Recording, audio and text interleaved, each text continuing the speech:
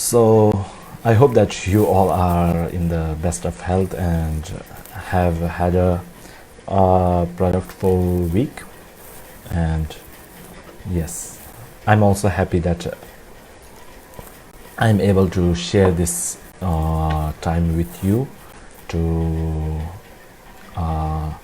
shape to share some things about myself. So and hi David Woon. So the first few minutes will be like I'll be waiting for people to join, so that nobody misses anything. Hi Tayab Chambachitra. And hi Edward Lim. Good evening. Oh yeah, I forgot. It's evening right there, right? Tashi delay. And so I think slowly we will start about the motivation. Previously we were doing motivation. I was thinking of letting you do the motivation by yourself, but today I feel like it's better if just I gave a little bit of wording for the motivation, so that it may help you on your thinking of motivation. Tan Yu Tian, hi Rinpoche. She said hi Rinpoche. So hi. So firstly, for the motivation part, I would like to talk about before we start any kind of dharma, motivation is really important. Whether the dharma becomes a pure dharma or something else is really dependent on the first motivation and the intent of listening to a dharma, right? So when we think about motivation, if we think from a dharma point of view or a Buddhist point of view, we must think about why we are doing this dharma, right?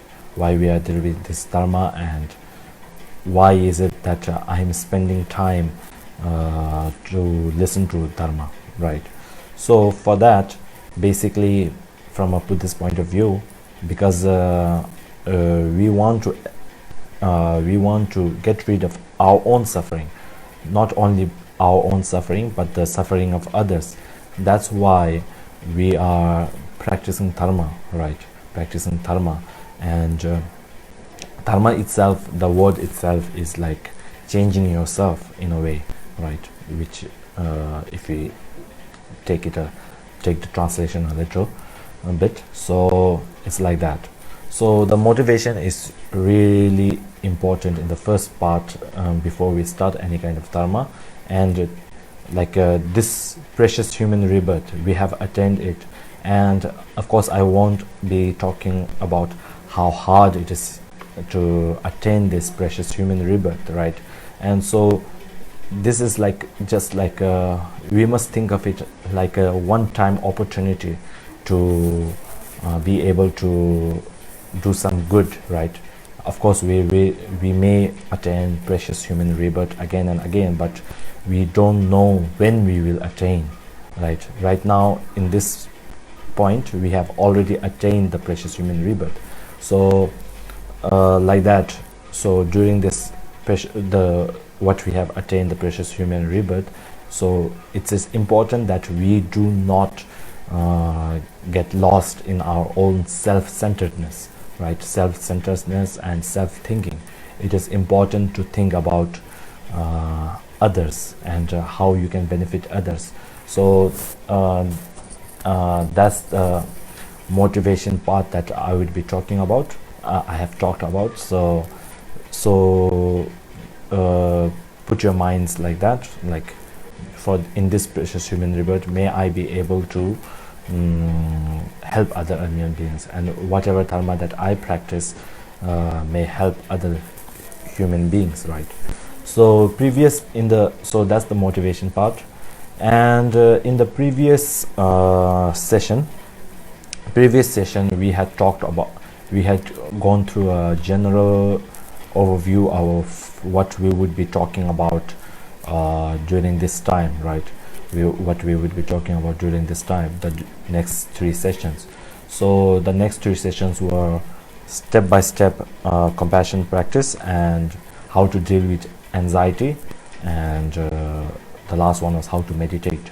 So today we will be talking about step compassion practice for the current situation.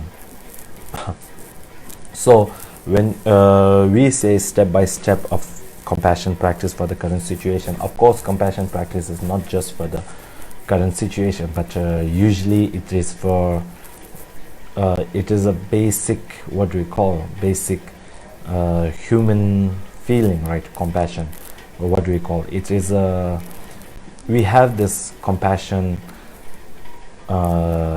even when we are born. We can see small child being so kind and compassionate towards other living beings.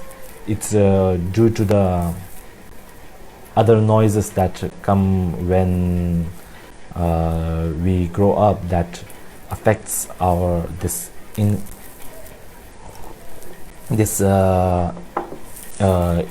what do we call, this pure type of feeling that we have. So of course for the current situation it is really important to practice compassion. So today we would be going to the session like this, so that you would have a basic idea of what is going to go on. First, I would talk about why is it the best time right now to practice compassion, right? Why is it the best time to practice compassion right now? And so that after that I will be talking about the benefits of compassion and what is compassion and how to practice compassion, right? So these are the 4 questions that I would be trying to answer, and I would be trying to, not just questions that I would just be trying to answer, but to try to integrate into practice, right? So first we would be going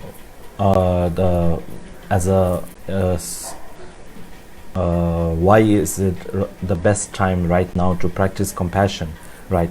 So it is to practice compassion right now, it's really important because during this epidemic or pandemic, right, we are in doubt of other people. Like when we meet other people, we are doubtful of them, like will that person infect me, will that person make me sick, or so on, right?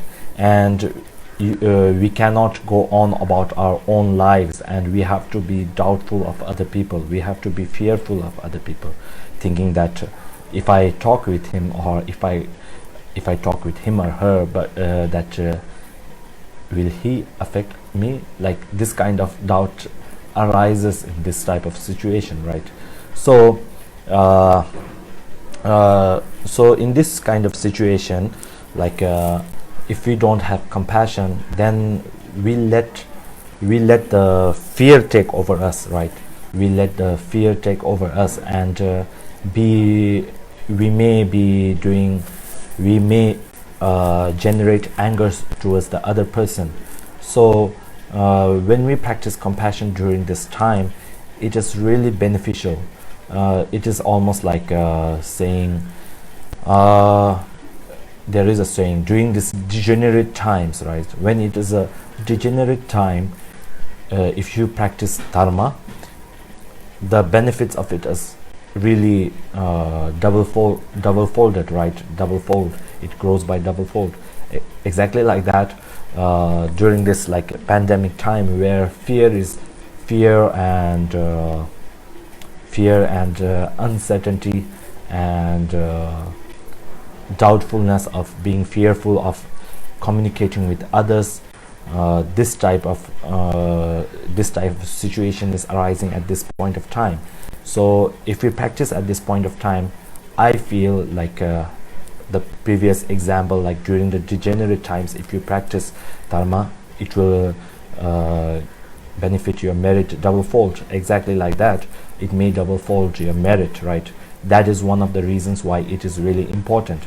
And also because like to have a, if we let the fear consume us, then of course it will be a bad situation that everybody, if we let fear consume us. So as an opposition for the fear, we need to practice, right? And also because all of us who are listening to this, some of you may be Buddhist and some of you may not be Buddhist, but as a basic human need, basic human instinct to help others, right? That's why we must practice compassion. If you are a Buddhist, of course, compassion is one of the things that you should practice, right? You should practice, and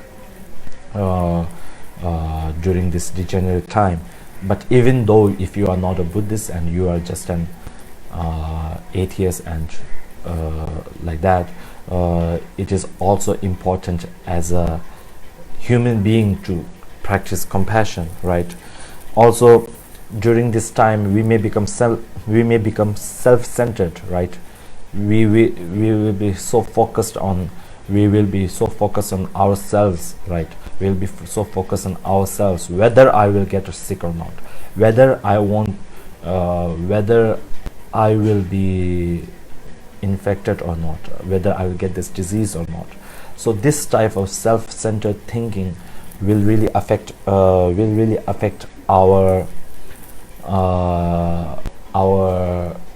mental state, right?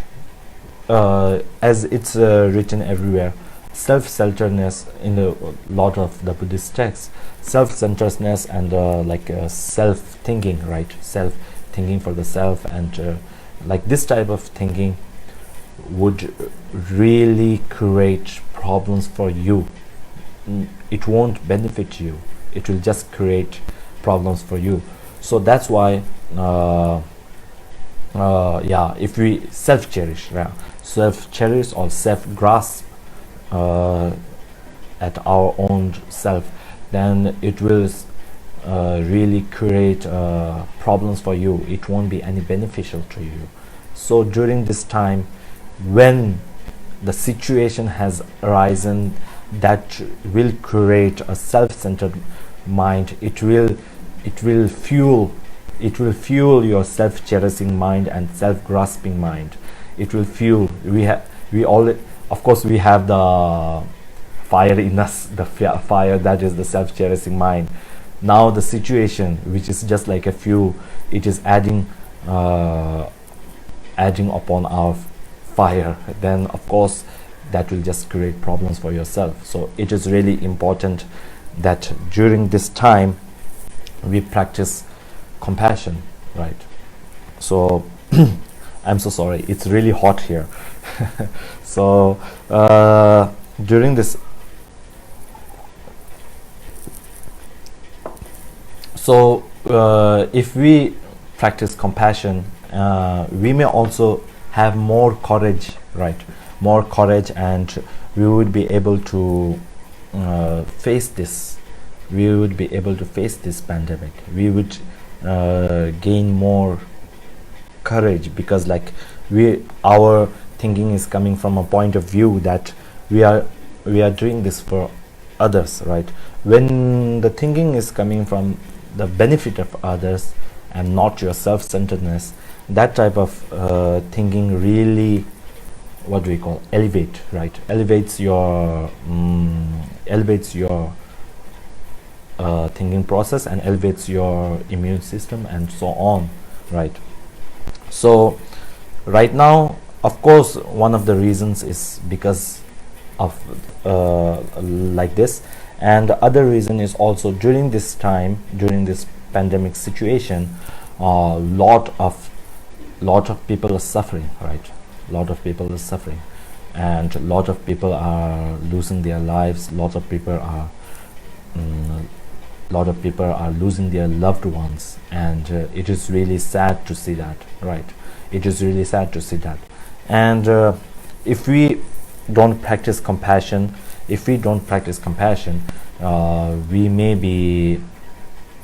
may get so engrossed of, if we if we listen to the news right now, right, if you listen to the news right now, I feel like every news is just about this pandemic, right?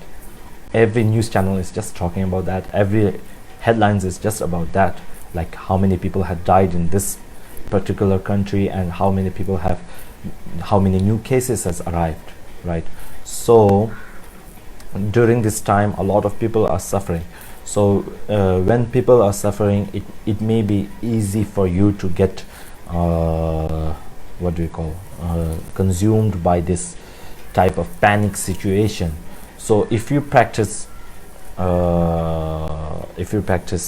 compassion, so if you practice compassion, we may be able to not be consumed by all of this, and not be overwhelmed by the sheer number of people that are dying, that are losing their lives to this situation. So that's why we should be practicing compassion at this point of time. It is really important, right? So when we say we must practice compassion, now we come to the second point, right, that I will be talking about. The second point is,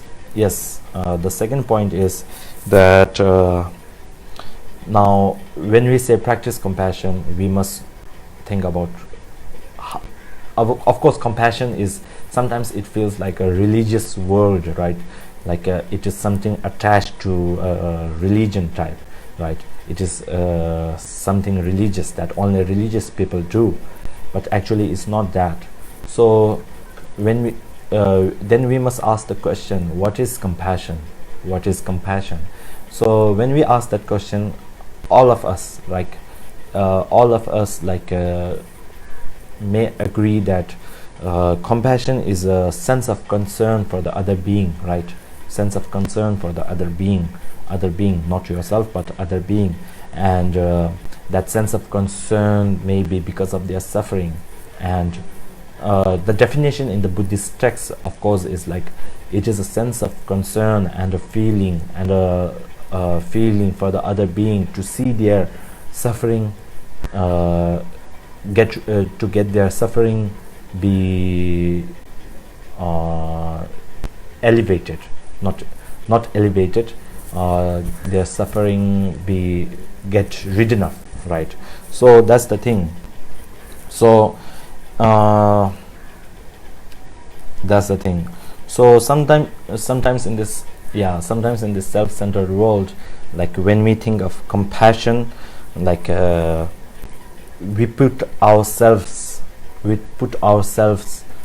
before that other persons, right?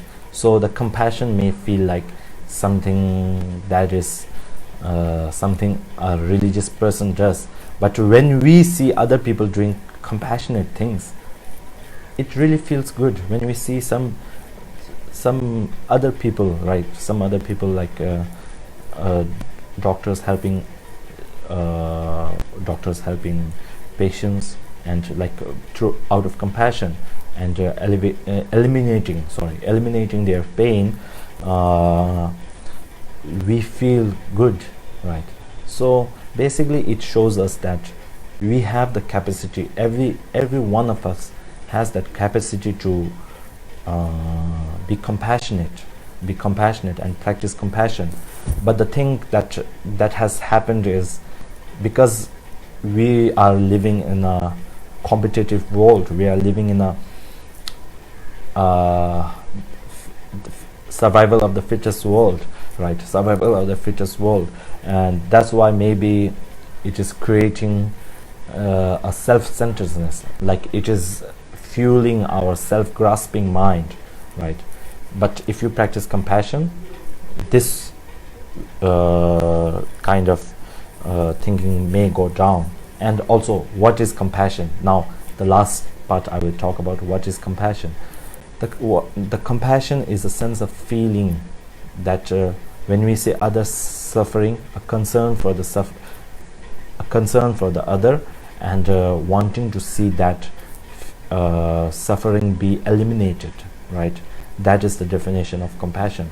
Of course, if you, it's like this, if you see, it's like a mother's compassion for her child, right?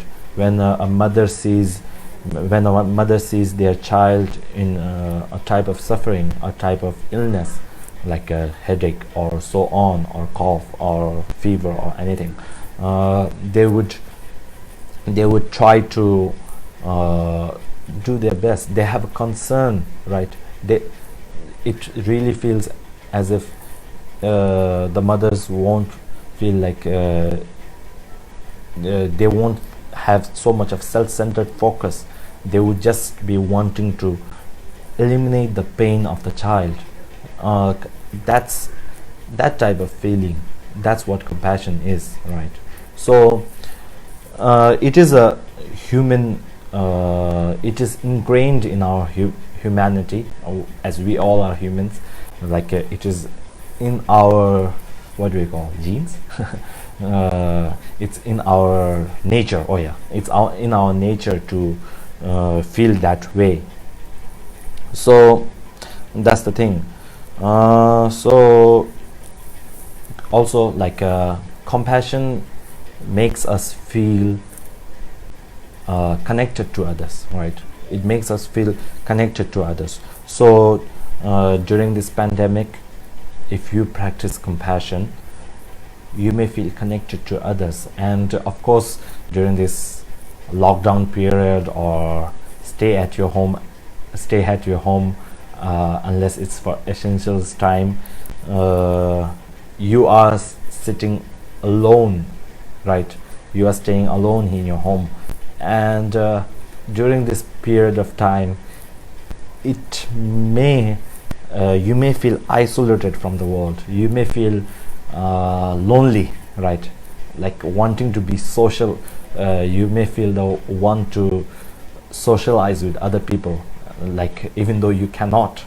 So if you practice compassion, it may help you feel connected, and it may help you feel less isolated, less lonely, right? Of course, when we are alone, like we are, of course you may be with your families, but is the Facebook live coming? Is the Facebook live coming? Yes. So because right now something showed like a connection problem, that's why. So yeah, you may be staying with your family, but of course, even though you are staying with your family, it's not like usual, right? It's not like usual. If you are a daily outgoing person and you usually have your work to stay busy with, right? So that's the thing. Compassion, if you practice compassion during this time, I feel that there is a lot of what we call benefits to it, right? A lot of benefits to it. So when we are isolated and when we are alone, we are with our own monkey mind, right? The only thing that, of course, due to social media and all, we may be able to contact each other and connect with each other, but during this time we are staying in an isolated place with our monkey mind, right? With our monkey mind. And when we are staying with our monkey mind, that monkey mind always talks to us, right? You should do this, you should do this, this is happening like this, and you should be afraid of this, right? And this monkey mind always, what do we call, makes us feel anxiety, makes us feel fearful of the things, right? Like if you do this, this may happen. Like a lot of thinking comes when you are alone. If you are busy in something, right? If you are usually going to work and busy in something, like doing some type of work or something, then of course this monkey mind doesn't get the chance to speak that much. But when you are alone, you are alone, it's really hard to cage this monkey mind. A question came up, so I'll just be going with that, right? It's really hard to cage this monkey mind. So to cage this monkey mind, of course, you need a lot of practice and a lot of like self-calming, and like to think, if this monkey mind is giving you a suggestion, then you ask the monkey mind back, right? Is this suggestion really benefiting me, or is it harming me? Then that way, if you practice, it may help you cage this monkey mind, right? So during the isolation period and social distancing period, because according to scientists and science, we are social animals, right? We are social animals. That's what they say. So if we don't socialize with others, we feel isolated and alone. So if you practice compassion, we will feel connected to others. We will feel less isolated. So that's the benefits of practicing compassion, right? And also compassion also gives us the courage. Compassion gives us the courage to face the suffering, right? Face the suffering and respond to it rather than being fearful of it, right? Rather than being fearful of it. It gives us an understanding of the suffering. It gives us a view of the suffering and understand it not with fear, but a genuine reality of the suffering and how it can be eliminated. So that's why practicing compassion is really important during this time. And sorry, don't worry, I don't have COVID-19, I just coughed. So that's the thing. So to control our monkey mind, we usually must, when the monkey, as I told before, when the monkey mind gives a suggestion, you must question that suggestion. You must think of the reasoning, right? What we call analytical meditation. This is in a way analytical meditation, right? Like questioning what the monkey, analytical meditation and vigilant introspection will help you control that monkey mind. That monkey mind is it will help you cage this monkey mind, of course. So that's the thing, right? So when we talk about compassion, why do we need it? We may feel like, oh, I don't need compassion. I can just do without compassion. I can just be self-centered and like that, right? First, I will talk from a Buddhist point of view, and I'll just talk from another point of view. So if we talk from a Buddhist point of view, in the Madhyamaka text of Chandrakirti, there is one in the first beginning of the text, right? He has praised compassion. The reason he has said why he has praised the compassion is like, because it is really important at the first, it is really important at the middle, and it is really important at the third. It is really important. I don't know the exact English translation to it, but I'll be giving you the meanings, right? So because at the first it is really important for a bodhicitta to arise, right? Okay, so I'll be answering the questions later, so please hold on with it. So when where was I? Oh yeah, in the Chandrakirti text, right? In the Chandrakirti text, what is say the this what do we call this compassion is important in the first, because it is like a seed, right? It is like a seed that that has the ability to become a harvest, right? A big harvest or a big tree. It is important because it is the seed of bodhicitta. It is the seed of enlightenment, right? So that's the one of the reasons. Without compassion, we would not be able to attain bodhicitta. We would not be able to attain Buddhahood or enlightenment. That's why it's really important at the first stages of practice, and even in the middle stages of practice, right? Even if you become a bodhisattva, you may think that you don't need compassion. It is really important because at the middle stages, if a bodhisattva doesn't have compassion, then the bodhisattva may go to the other two, right? Other two, the listener and the other one. So that's the thing. And at the last, it is really important. At the last, it is really important because after, like, the listener and all, after they attain their Aryanthood, or after they attained liberation from samsara, right? Not liberation from all of the self, all of everything, but liberation from samsara. They do help people, but they don't have the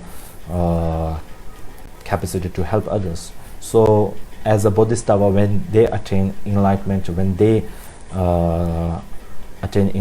it is really important to have the compassion. It is because of the compassion that they are able to help others, right? So that's the thing. If we talk from a Buddhist point of view, and also in the sutras, it is written like, if we practice compassion, we are practicing bodhisattvas practice, all of bodhisattva practice in one, right? There is a saying like that. So also, like, during this situation, right? During this situation, it has brought about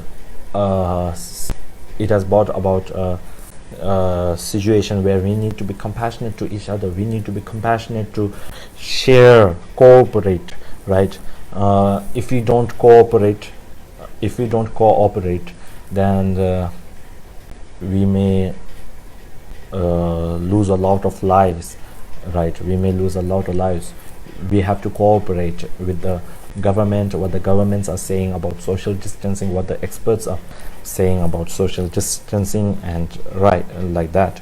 Also, the government itself must cooperate between sharing the information that they have about the situation, right? Situation and the virus.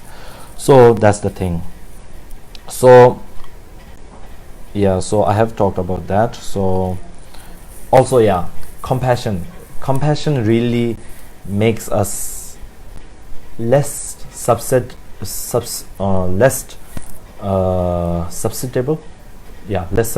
to be consumed by pain, right?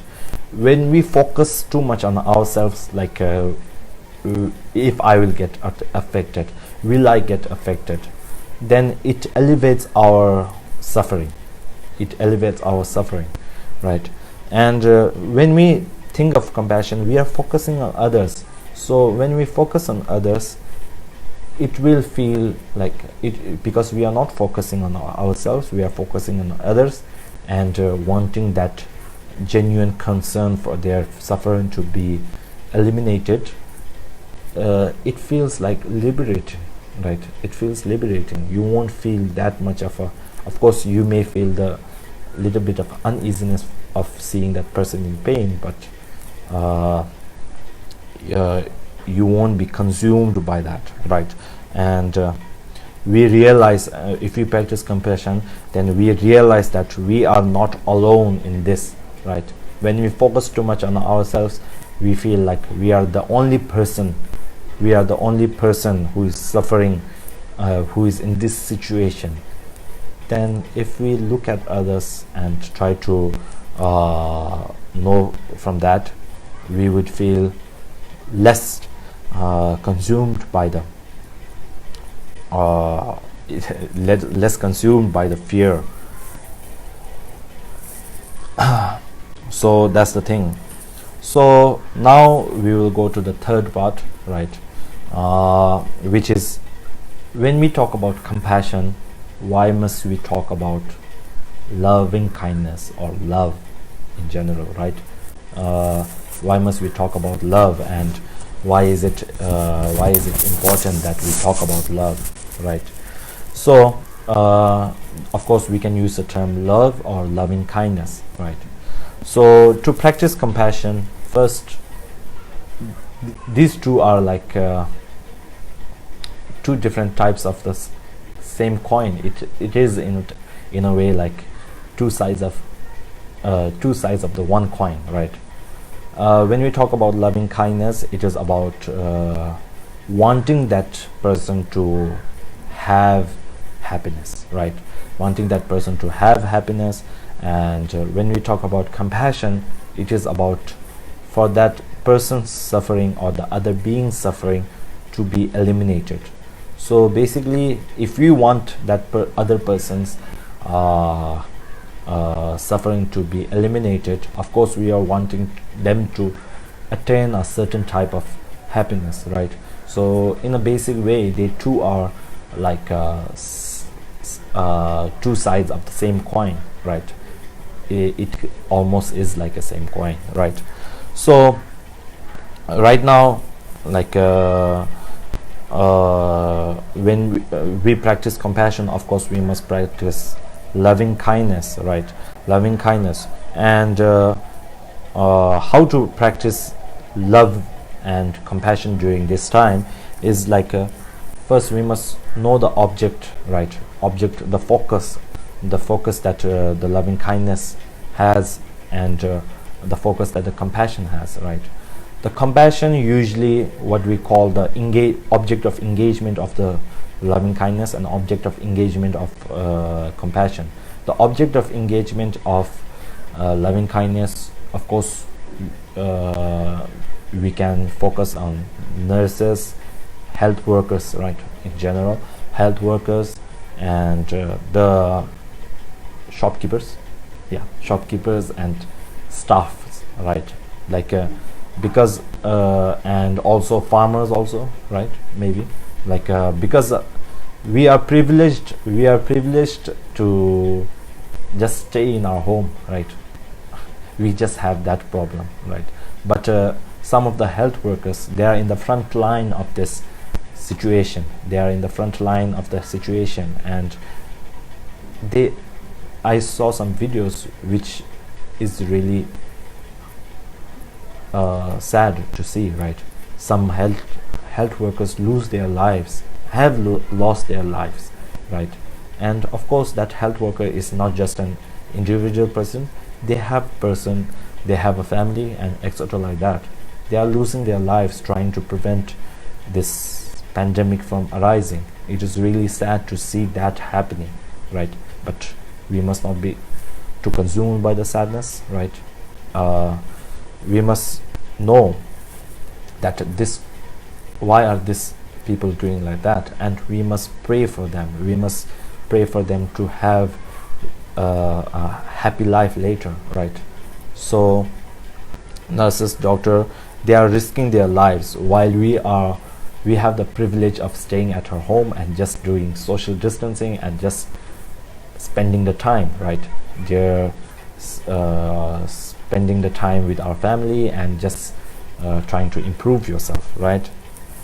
So the object of compassion can be the patients and the health workers who lost their lives, right? And the persons who are suffering from this disease, this pandemic, right?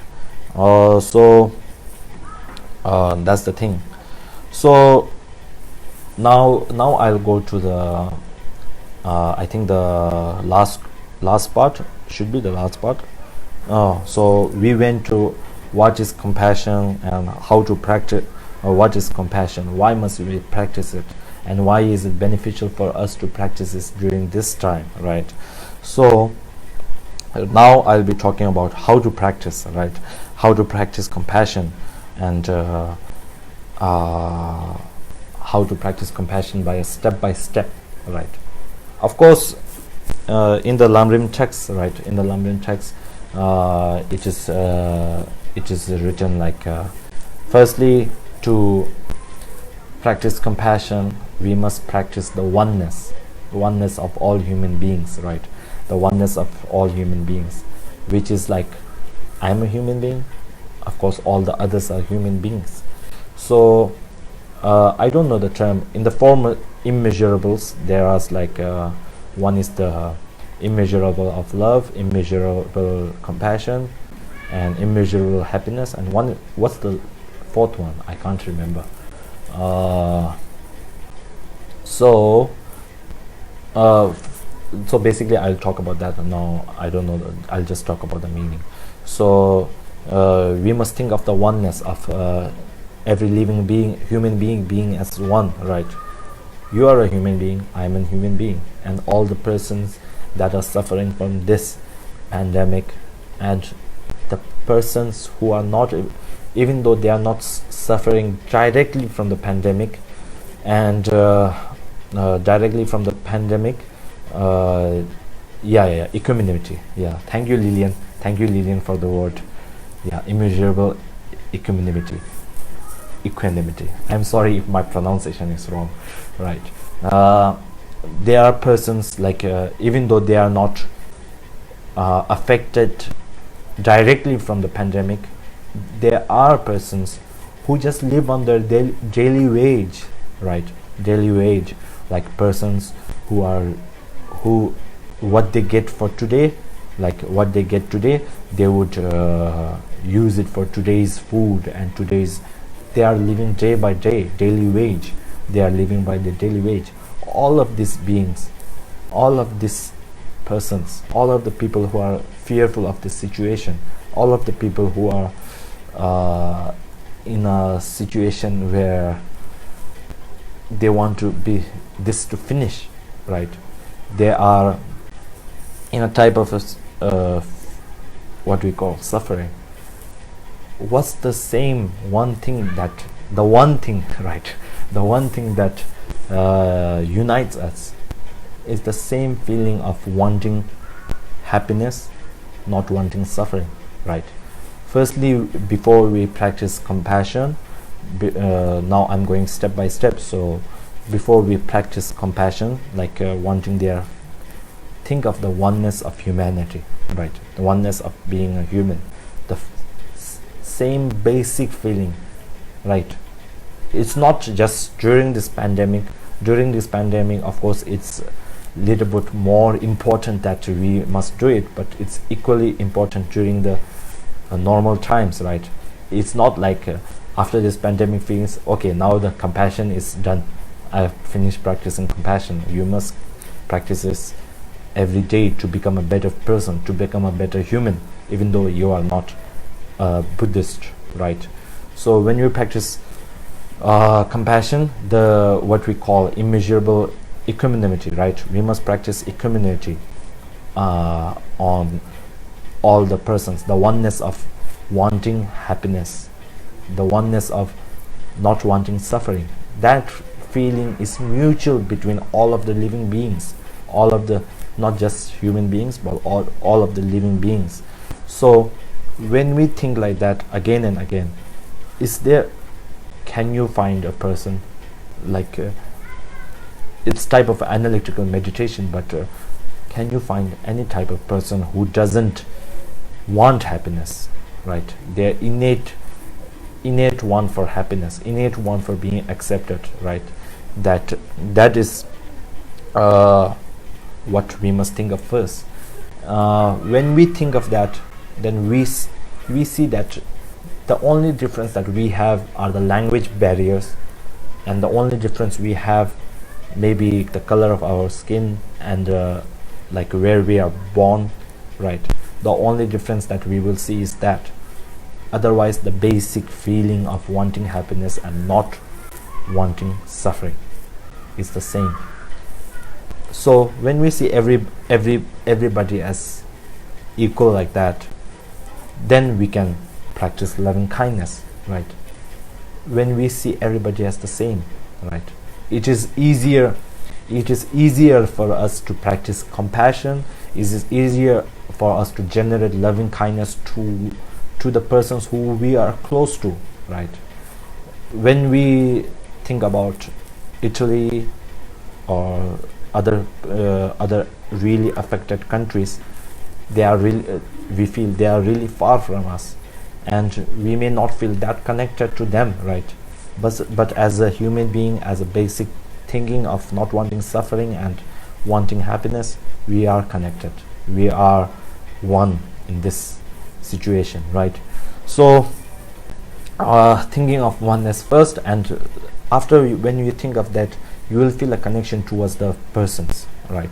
You will feel a connection towards the persons. When you feel a connection towards the persons, then it becomes easy for us to practice loving kindness and compassion. Now we both are same, we both are same human, we both have the want to not suffer.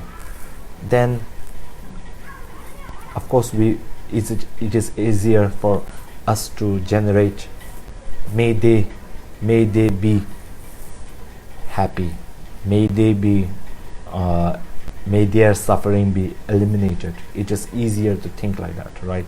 So firstly, in the text it is written like this: first we must think of equanimity, which is really, I think, a good way to if we just think like, may all the beings be eliminated from suffering, of course it is good, and it is a good thinking. But when we see somebody else, like somebody we don't know, we won't have that feeling. It won't be generated automatically, right? But if we think like that, the first thinking, the oneness, right, the thinking of oneness, then we would feel we are connected. If we feel connected, then generally it is easier to generate loving kindness and compassion, the wish for them to be happy, and the wish for them to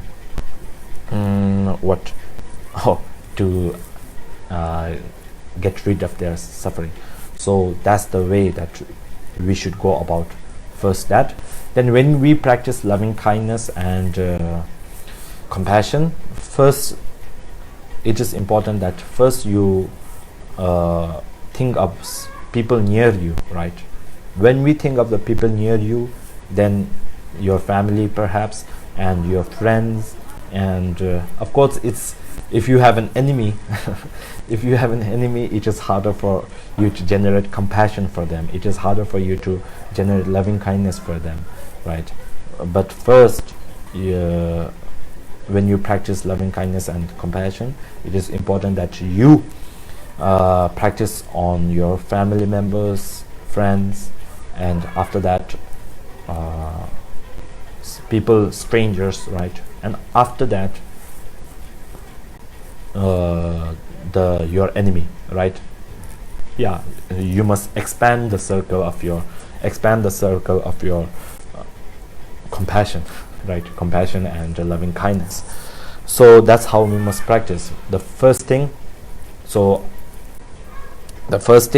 I'll just go to the steps fast.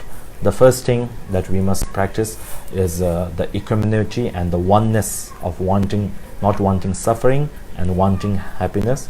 And after that,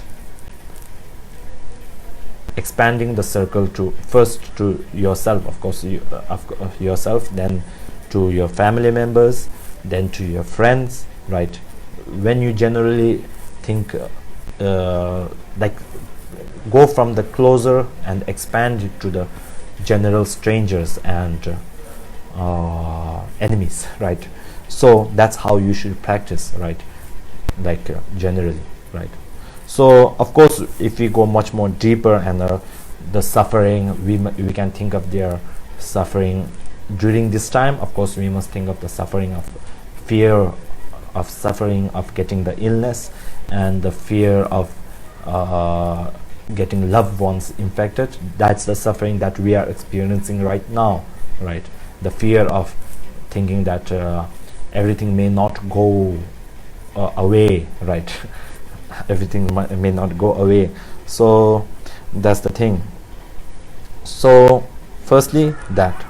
So now when we practice all that, we may think that, okay, thinking is nice, right? Thinking is nice. Of course, inside we can just think. But isn't compassion more about doing something, right? You may feel like that. Of course, you are doing something. When you practice the compassion, of course, you are doing something. And for that, from that compassion, you are, of course, if you are in a certain type of country, of course you are practicing social distancing, right? Right now, basically doing nothing and staying in your home and not getting others infected is doing everything, right? Is doing everything. You are not getting yourself infected. In that process, you are lessening the chance of others getting infected. So when you are practicing compassion, that kind of thinking may come to you, that isn't compassion about doing something? Should I be engaged in some type of work that we could help the other peoples with, right? So when we think of like when you think of that, you are actually doing something, right? You are actually doing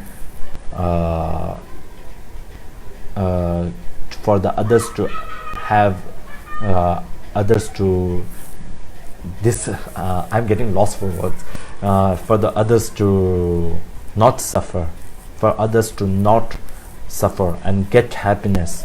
You are doing the social distancing. You are taking care not to infect yourselves and infect others in the process, right?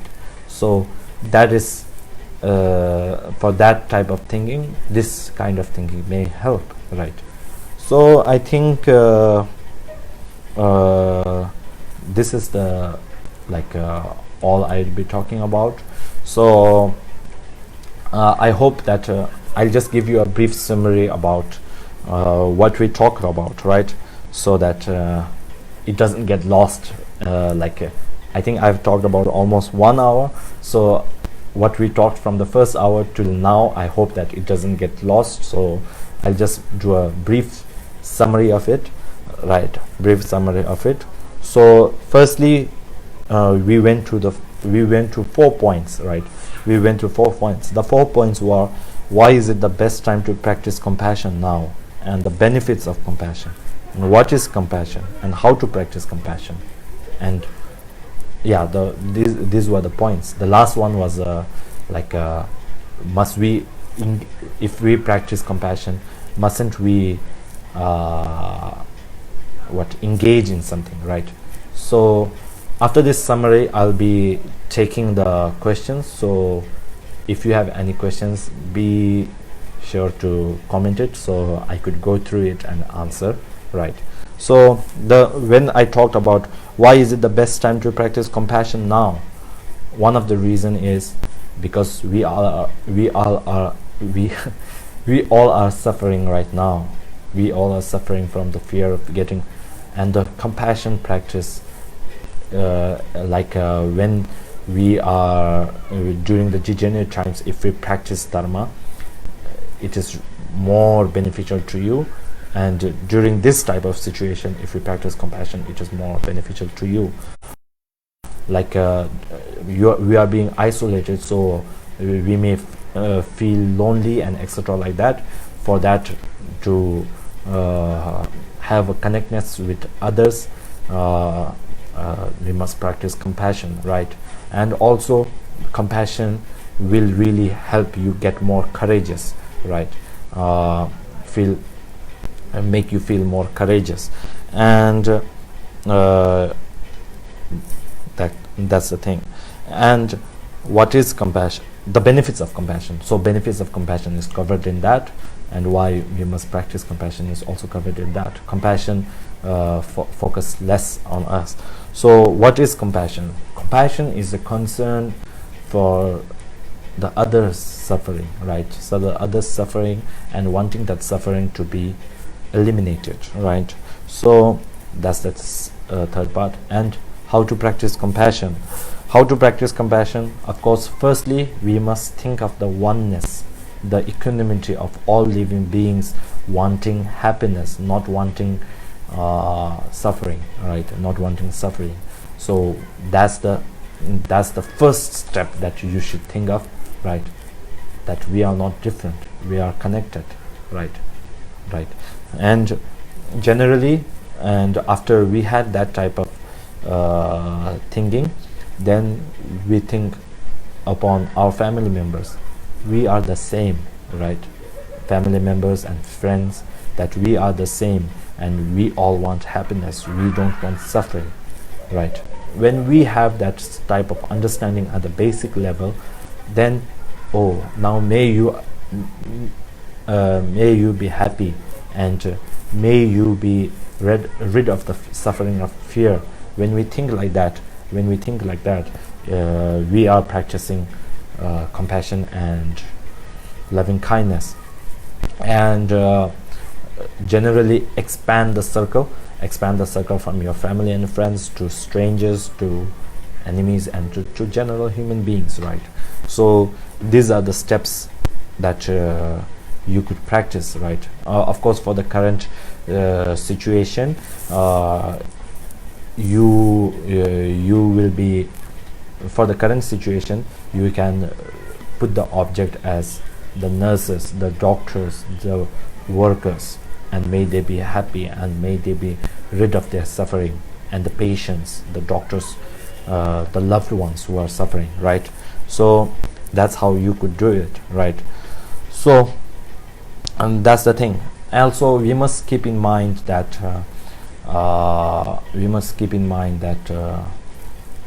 when we suffer, right? When we suffer,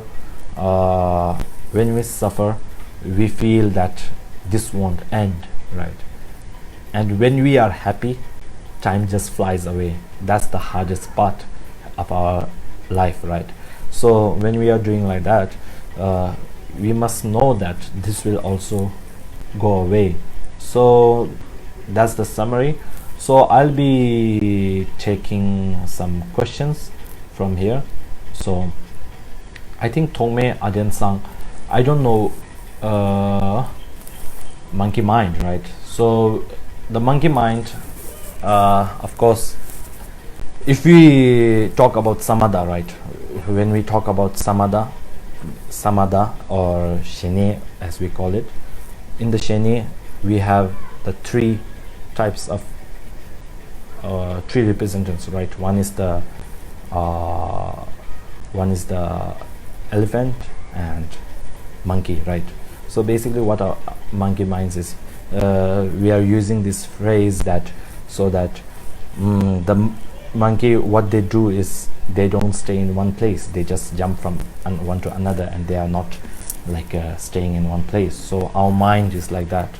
So that's why I was using the phrase. And of course, any other questions? How does chanting a mantra examine Lojima mantra? Okay, how to, I'm sorry that I'm not being able to see the whole question. How to Tara mantra help in the current situation, and how to incorporate compassion in the mantra situation. Oh, okay. So chanting, the question is by Chi Ling Chong. The chanting of mantra and Loja mantra, mantra or Tara mantra helps in the current situation, that it reduces, right? Of course, it reduces the chance of you getting the sickness or disease, right? And of course, when you chant the mantra, it's not just chanting. If you can visualize, right? If you can visualize the Lojama or Tara as giving you some type of protection according to Tantra, so that will help you reduce the possibility of you getting the disease. It will definitely reduce the possibility of you getting the disease, right? And if you cannot do all this type of visualization, you can think of the 4 powers, right? You can think of the 4 powers as reducing the bad karmic deeds that you have done, right? So these are the things, and of course you can incorporate compassion, right? When we think of chanting the Lojanma mantra, and just think of, I'm chanting this mantra so that everyone who is suffering from this disease, may their disease be eliminated. In that way, if you are, I'm not just saying, but just by saying it, but thinking from the mind, right? That's how you could so right. How will we be feeling better or enlightened when we think about others? While most people are selfish and hard to tolerate. Okay, so I think GSDPL asked this question. So when we think about others and practice, okay, yes, most people, their innate nature is not selfish, right? The selfishness has been created by the society and the environment, right?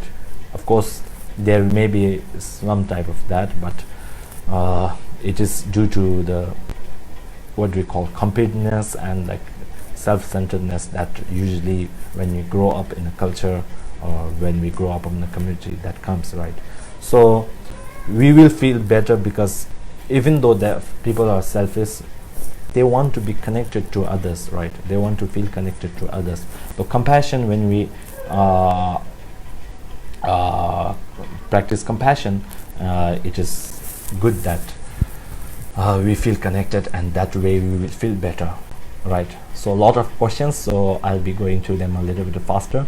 Yes, Hanamong, it's really hard to pray for our enemy, but we must try, right? So Ivan Louis, okay, Ivan Louis is asking me a question. How will we be feeling better or more enlightened? Oh, that's the same thing that I have answered. Yeah. So Kim Ang, dear Rinpoche, is it possible to generate the wish to free the sufferer without being saddened by their suffering situation? If yes, how can you generate compassion with a happy mind? Thank you. Okay, Kim Ang. Yes, for a beginner practitioner, it is, I feel like with the compassion, a little type of sadness comes, right? Little type of sadness comes because like we are not that much practice, and generally like when we practice compassion, a type of sadness like wanting to the little bit of sadness come, like wanting them to, but when we practice compassion, it doesn't focus on the sadness. It motivates us to help the others and like relieve their suffering, right? It focuses more on that. When it focuses more on that, when we focus more on how to elevate that suffering, then a little type of suffering may be there, but not suffering, sorry, sadness may be there, but we would be able to generate compassion. Yeah, sadness, a little bit of sadness will be there, but generally when we focus more and more on the elevating of suffering, elimination of suffering, we would be able to generate with a happy mind, right? Of course, the one thing that we are feeling we are not able to generate compassion with a happy mind is because we don't know the exact way, right? We don't know the exact way to elevate the suffering. No, sorry, not elevate, eliminate the suffering, right? So that's one of the reasons why we are feeling that type of sadness, right? Okay, so okay, Simo, while practicing compassion and the return reaction is a disappointment, then next, when overwhelmed with guilt for reacting that negatively, for what? I didn't understand this question. Okay, so let me let me think upon this question a little bit. Okay, then next overman. Oh, okay. So I think Saimo, right? Saimyo is asking like this: when you practice compassion and when the other person's reaction is a disappointment, then when overwhelmed with guilt for reacting to that negativity. Oh, okay. So when somebody negatively reacts to you and you react bad, and later you feel guilt, right? Yeah, reacting for the negatively feels. So what is best to do when feel? Of course, feeling guilty is a good in a place, right? Feeling guilty is a good in a place that it is acknowledging that you have made a mistake, right? It is acknowledging that you have made a mistake. So the way that you could do that is by making a promise to yourself that you would not do this again, right? You would not do this. You would not react to that negativity again in a negative way. So that's a way that we could improve ourselves. Of course, we are not perfect, right? If we think of being too much perfect in everything, it will just create stress and problems for ourselves, right? It is good that you feel guilty, because when feeling guilty, you are acknowledging that you made a mistake, right? The most of the problems arises when you don't accept that you have made a mistake, right? So that's the thing. Yes, Tanvi time. I think the Lojunma mantra and the Tara mantra is the best way for Tanvi time. Yes. Should we generate compassion for the virus being? Okay, so that is a complicated Chi Ling Chong, right? The virus, there is a debate, right? There is a debate. The scientists, they say the virus is not a living being because they don't have certain characteristics, right? Even though they describe bacteria as being living, they don't describe virus as being living. They are just a single strand of DNA and RNA coming together and so on. There is saying like that, right? Personally, I also think virus may not be a living being. It may just be a chemical reaction, right? It may just be a chemical that is spreading and reproducing. I don't know exactly, because like it was really hard to know about such small things, right? So I think we should later ask Buddha, like, why didn't he say about something about the viruses, right? So yes, how can one look at this pandemic as a cause and effect? We all must have done something wrong. Yes, it is. If you're talking about karma, of course, we can talk about karma in this. I think I'll talk about karma in the next session, next Saturday, right? So I won't be talking about karma in depth right now, because it's been almost 1 hour and 15 minutes, I think. So yes, we must have done all of it. Is a collective situation, right? Collective karma that we have, that is creating this type of situation.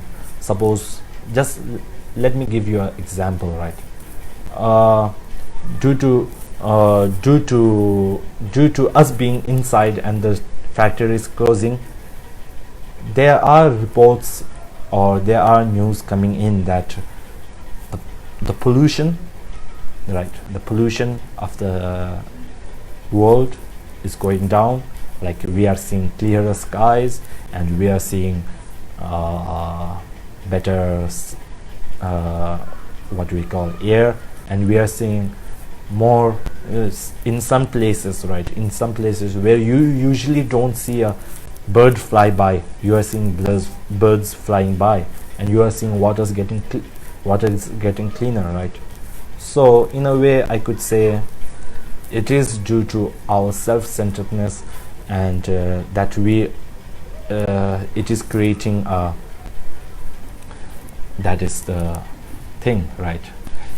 So yes, it is a collective karma, and it is really sad that I think it is due to lack of compassion towards others, or maybe like self-centeredness, self-grasping mind that is growing a lot, that we have spent a lot of money, right, a lot of money on building, what do you call, building machines and for war, machines for war, but we don't have a nice, what do you call, nice structure to tackle with these types of diseases, right? It is really sad that we are creating things that affects other human beings, and we are not creating systems or structures, or we are not spending more money like on healthcare and other systems, right? So it's really sad in that way. So virus can yip. Virus can replicate like a bacteria to increase viral load. Since okay, so I told you it is a debate. So okay, I'll just try to answer this question in a scientific way, because viruses and all, they don't come that much into dharmic, that right. Virus can replicate like a bacteria to increase viral load. Yes, that's true, but what the scientists define as a living organism is the ability to reproduce itself, right? Virus is in a way like a parasite, right? That's what they say. Like they would infect the bacteria or blood cells or whatever, and they would reproduce in that. They need a host to reproduce, right? They cannot reproduce by themselves.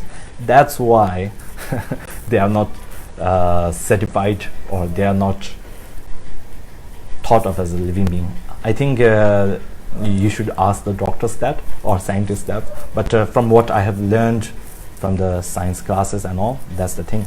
So I think I'll stop here with the Q&A are already finished, so I think I will stop here. And as a last dedication, I won't be doing the text, but of course may the whatever we do, whatever we have learned from this, whatever merit that we have gained from this teaching and everything, like whatever benefit it may have come to us, may this be for all of the other beings, and may it help all other beings, right? Yes. Okay, Chu Yip is asking another question, so I'll just ask this and go, right? How to practice compassion, self-sacrifice, right? With limited resources, of course you must practice self-sacrifice according to your own level, right? Of course you must not like go to the highest level from the first. So that's a short answer. So I thank GSDPL for helping you. So yes, I'll be stopping here, and thank you all for listening to me, and hope that it has benefited you. Thank you so much.